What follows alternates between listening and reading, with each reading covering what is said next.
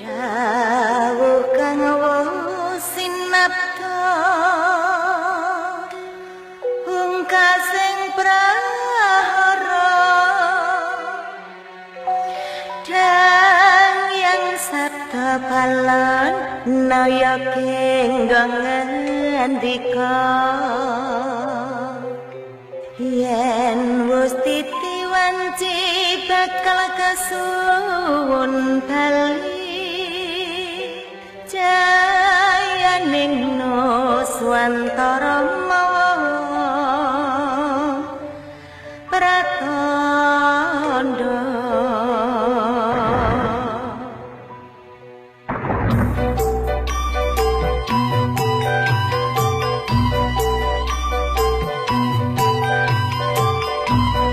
Parvatita kang kinasih Gusti Allah padha mirengna pawarta wigati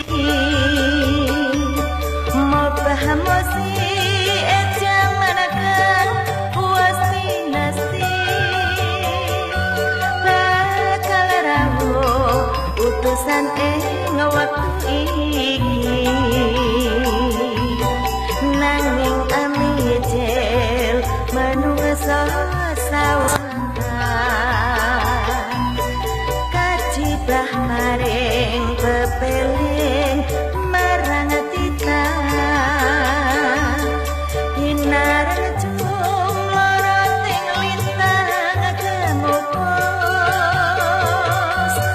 manungsa kang ratus bakal kapupus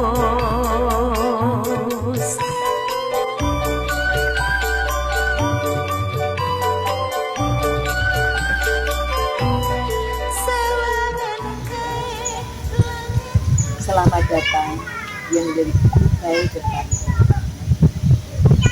Salam. Pemirsa Sulu Aji, entah kebetulan dan yang jelas bukan settingan. Ketika kami mengambil gambar di alam pesona yang indah ini, di Bunden Winong ini, kerawuan tamu atau kedatangan tamu bernama Mr. Jack ini beliau. Dari mana beliau? Dari Kutai Kartanegara. Persis seperti tema yang kami angkat ini tadi, berbicara IKN, Ibu Kota Nusantara. Beliaunya ini telatah asli Kutai Kartanegara. Semacam ada sambutan. Ini beliau mau nyekar makam keleluhur beliaunya ini. Monggo Pak Jack. Silakan. Dibaca.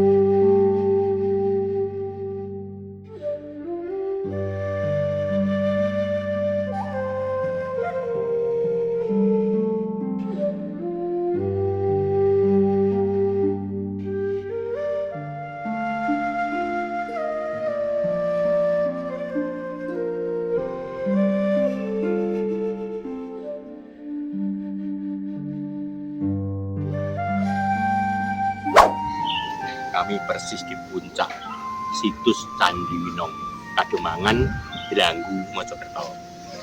Ini sekedar bukti saja. Batu ini secara artefak maupun arkeolog, ini era Hindu Siwa. Bahwasannya di sini dulu sanggar Pamujan pada era sebelum Majapahit.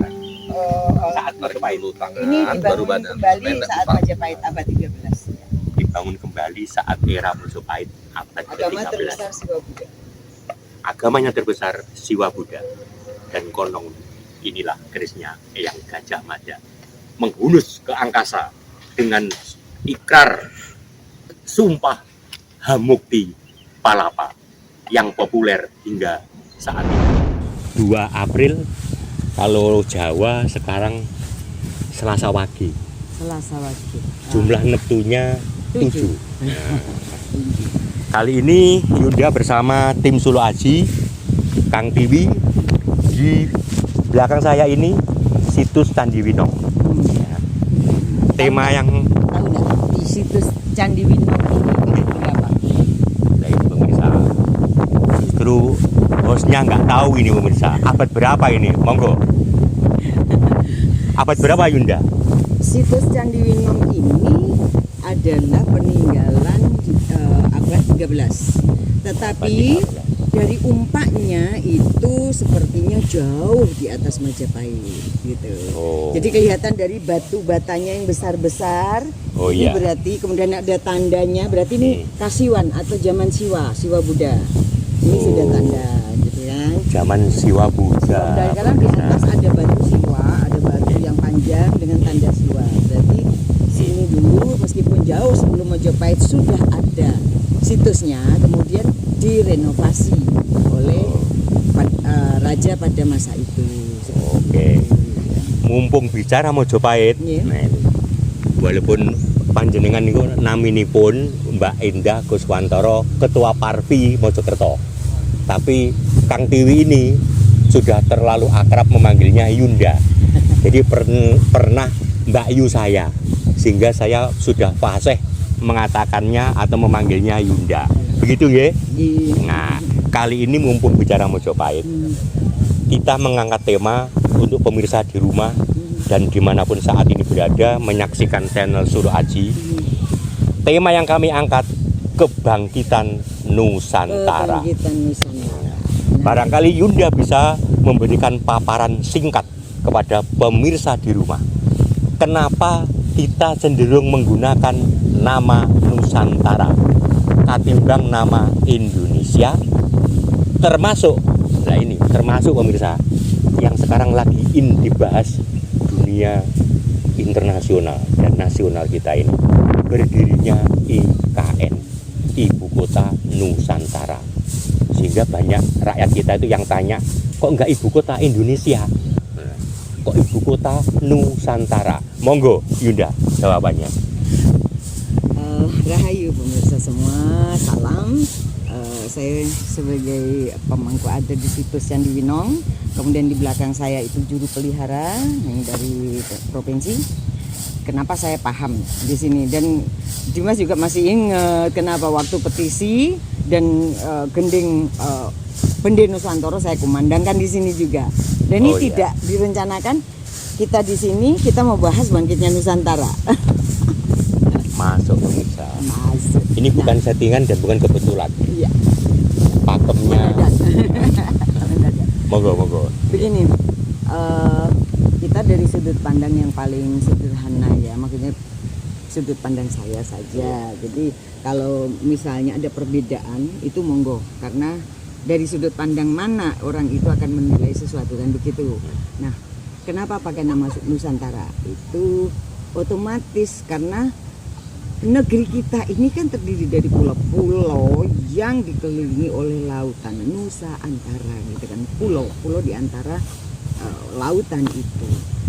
Kemudian ada satu yang harus saya jelaskan, bahwa kenapa menjadi IKN bukan Ibu Kota Indonesia. Iya. Indonesia tetap gitu kan. Wilayah Nusantara itu kan lebih luas daripada NKRI yang waktu itu adalah perjanjian dengan Belanda kan begitu, yang didaftarkan ke PBB. Nah, itu setahu saya seperti itu. Berarti di balik ini sudah ada persiapan khusus tentunya. Apa itu? Saya kadang-kadang takut juga ngomong gitu kan ya. Wong desa manggon ning Kademangan terus ngomong urusan negara nang keliru. Saya ngomong Wadir keliru pemirsa, tapi enggak. Iya. Beliau pakem ini. Monggo dilanjut. Jadi begini, Pulau Jawa. Sekarang saya bertanya, kapan berdirinya Republik Indonesia? Belum NKRI. Ya. Semua akan menjawab 17 Agustus 45. Iya. Bukan, itu kemerdekaannya. Berdirinya tanggal 27 Oktober 1927 dengan di Tapak Siring, Bali dalam perjanjian Tapak Siring atau perjanjian mandataris. Seperti itu. Nah, berapa tahun NKRI ini harus ada? Untuk kepentingan apa? Saya yakin ini pasti ke depannya kenapa ibu kota NKRI itu harus ke Kalimantan. Yang ingat nggak kalau dari dulu tapi pemirsa ini kan sudah dipersiapkan sama Sibum bahwa pilihannya adalah Kalimantan atau Lampung, kan begitu, atau Sumatera. Kok nggak di Pulau Jawa pemirsa? Itu pertanyaannya. Kenapa kok nggak di Pulau Jawa? Ya. Gitu kan. Satu, Jakarta sudah rendah daripada lautan. Tapi Jakarta akan tetap menjadi kota bandar. Itu menurut saya menjadi kota perniagaan gitu. Tapi untuk menjadi ibu kota sepertinya tidak aman. Karena apa? Akan terjadi rob dan sebagainya, kan begitu. Nah, yang paling aman dipindahkan, terjadi pemerataan perputaran moneter yang pasti seperti itu. Kalau saya dari sisi logika ya. Dari sisi logika begitu. Nah, Pulau Jawa akan dipersiapkan untuk sesuatu. Ada 3 hal itu. Gitu. Dan ini semua yang pertama ada 3 hal tadi. 3 hal. Yang pertama, yang pertama, apa kembali ke pangkuan Ibu Pertiwi itu? Apakah boom kemudian berpikir menjadi kerajaan? Tentu tidak. menjadi monarki, kembali monarki. Tanda kutip bisa juga. Dan yang pasti adalah jawabannya sistem, bukan bim salabim seperti Aladin, kan begitu. Kebangkitan Nusantara itu adalah sistem. Memperbaiki yang selama ini carut marut karena banyaknya kepentingan. Jadi ini ditata ulang. Kenapa IKN dikatakan zero? Oh ya. Iya, berarti ingat kerajaan tertua di negara kita yang tertulis di literasi itu apa? Kutai Kartanegara. Nah, berarti kembali ke sana dengan zero, kan begitu? Diawali seperti itu. Nah, ini adalah pemahaman kenapa si Bung selalu berkata ilingo sejarah jas merah. Maksudnya, kenapa harus ingat sejarah? Kalau kita bangsa tidak mengingat sejarah, tidak mengingat leluhur, tidak mengingat dan mau mengakui, menghormati, melestarikan bukti peradaban, kita akan hancur oleh kepentingan banyak orang pengen menguasai Bangsa yang tertinggal. Bangsa yang tertinggal. Karena nggak ngerti jati diri siapa. Masih ingat seperti bagaimana negara lain bangga dengan leluhurnya, tetapi tetap menjadi bangsa milenial dengan peradaban dan teknologinya. Contohnya Cina, Jepang, nah Korea. Betul. Mereka tidak meninggalkan India. Nggih, India masih pakai baju sarinya. Bagaimana dengan orang-orang kita? Malu mengakui bahwa kita bersanggul, bahwa kita pakai begini, Tusuk konde. pakai tusuk konde. Ini Kemana semua pemirsa? ada kaitan. Ditanyakan pemirsa ini. Monggo, ada beliaunya ini. Jadi kebangkitan Nusantara itu adalah sistem. Dan kenapa harus dipindahkan ke sana? Banyak alasan. Mohon maaf. Sebentar, pemirsa. tadi ditandai ada 3 item ya mengenai tanda-tanda kebangkitan Nusantara. Yang pertama tadi sudah dijawab. Itu nomor 1 sistem ya. Sistem. Nomor 2 sekarang pemirsa. Monggo. Nomor 2 adalah kembalinya nilai rupiah. Oh, kembalinya nilai rupiah, kemandirian ekonomi berarti. Karena selama ini kan rupiah nolnya banyak gitu kan. Kalau kita kembali rampingkan berarti nilai mata uang kita akan berharga gitu ya. Kembalinya rupiah. Itu yang paling tahu juga pemerintahan sih sebenarnya. Menjadi mata uang dunia atau bagaimana? Ya paling tidak akan mengarah ke situ. Akan mengarah ke situ pemirsa. Itu yang nomor 2 ya. Item nomor 3 sekarang. Yang nomor 3, bahwa di suar dunia melalui kebangkitan dari beberapa hal yang ada di Pulau Jawa dan Bali. Nggih. Saya pun juga banyak menulis meskipun saya samarkan karena saya belum berani floor langsung seperti itu kan. Iya. Sekarang kalau dulu saya kan hanya hanya bicara langsung person begitu. Enggak, sekarang saya menulis karena di Mas TV juga sih ya saya diberi bekal. Di Mas TV juga saya dipertemukan seorang jurnalis. Saya sekarang di jurnalis, ada di jurnalis Jakmas, juga bantu di pers Matra. Tercakup semua ini ya, pinter Sulai. Dan juga termasuk di Suara Dharma, banyak, tapi khusus budaya gitu, khusus budaya. Terus ngomong-ngomong ini tadi Yunda, kita akan mengambil tempat di Punden Winong ini ya, pemirsa saya. Di Dranggu Punden Winong, dusunnya Kademangan. Kita sekarang berada di sini ini, di belakang kita itu, belakang ini kan agak tanahnya tinggi. Konon tempatnya Eyang Gajah Mada menghuluskan pusaka, tempat dibacanya atau ikrar sumpah Mukti Palapa di sini ini. Betul demikian? Menurut saya bisa juga seperti itu. Tapi sudut pandang orang kan banyak yang berbeda juga kan. Ada yang di sana.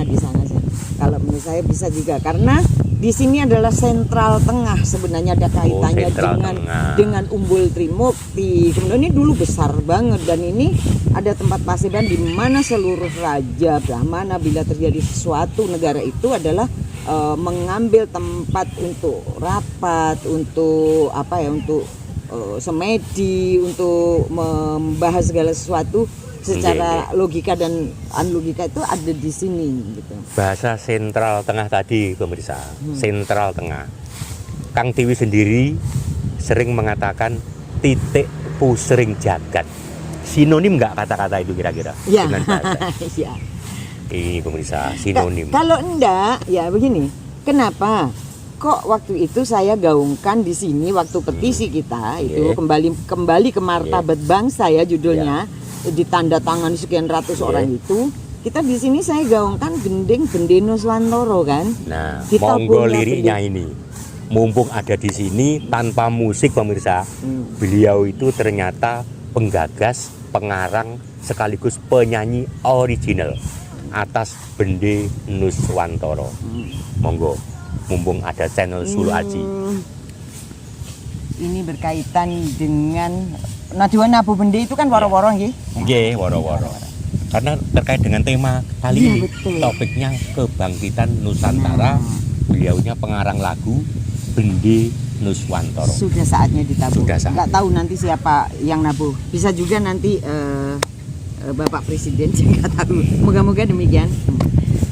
Sawangen kae kluwung hangrum tepi bumi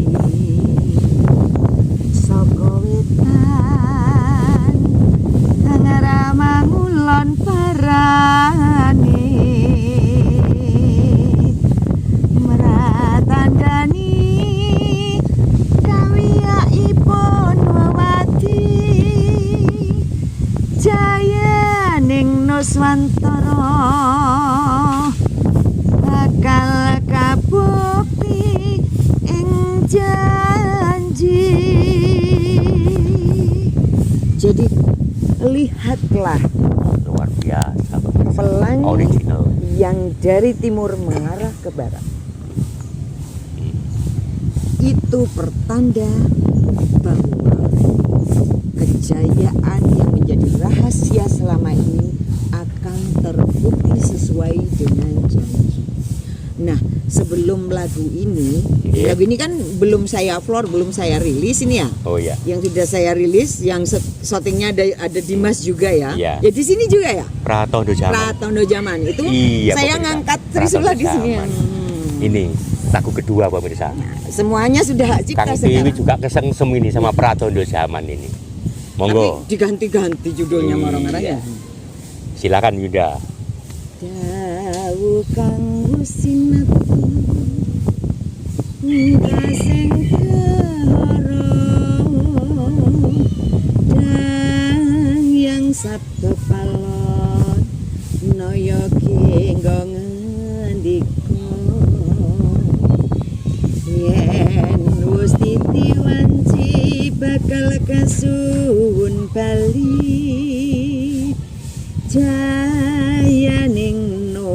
Nuswantara mawa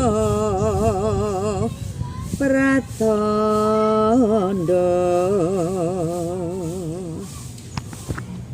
Luar biasa pemirsa. Waktu itu IKN belum pindah loh ya? Belum pindah, lagu ini sudah berkumandang. Pratondo zaman. Ada kalimat Oke. Nuswantara. Luar biasa. Terima kasih Yunda. Ya, Nama lengkapnya Ibu Endah Kuswantoro. terima kasih. Asli telatah Kediri beliau. Iya. Kang Tiwi juga Kediri. Ketemu di telatah Mojopahit. Iya, untuk berjuang bersama. Untuk berjuang menata peradaban negeri. Melalui sistem. Sistem Tapi sistemnya budaya. sing duwe kono. Kita adalah mengkondisikan yang di akar bawah saja. Gitu. Oke. Terima kasih. Terima kasih Yunda. Iya, terima kasih. Pemirsa, di sini di Punden Winong Kang Tiwi Sulo Aji pertama kali membedah bumi Nusantara dengan membuka topik yang tadi, yaitu kebangkitan Nusantara. Oke, kiranya itu semoga bermanfaat dan menjadikan hasanah budaya bangsa. Jayalah negeriku, jayalah Nusantara. Salam Sulu Aji. Rahayu.